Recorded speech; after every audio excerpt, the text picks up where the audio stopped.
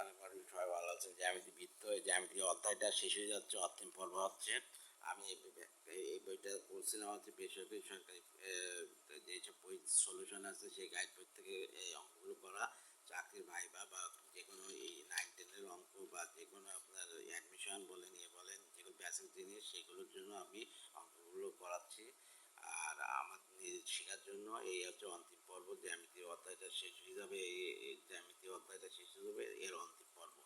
তাহলে এই অঙ্কটা করা যায়। একটি বৃত্তের কোনো ভুল ভ্রান্তি থাকে বা কোনো বোঝানোর সমস্যা হয় কমেন্টে জানাবেন আর মাফ করে দেবেন, অবশ্যই ক্ষমা করবেন।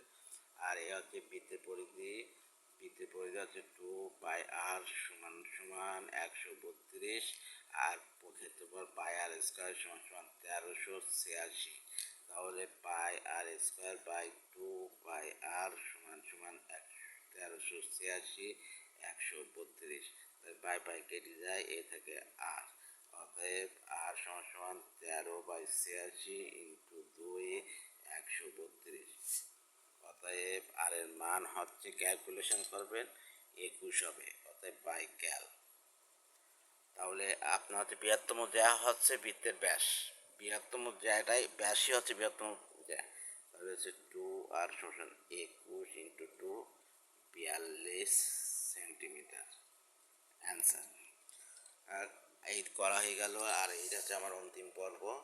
আর আমি সই করে দিই রিপন পুরস।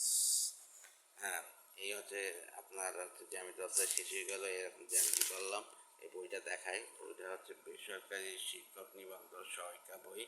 আর এই বই থেকে আমি জ্যামিতি করেছি, যেগুলো ইম্পর্টেন্ট বোঝানোর বেসিক জিনিস সেগুলো তো পড়াইছি।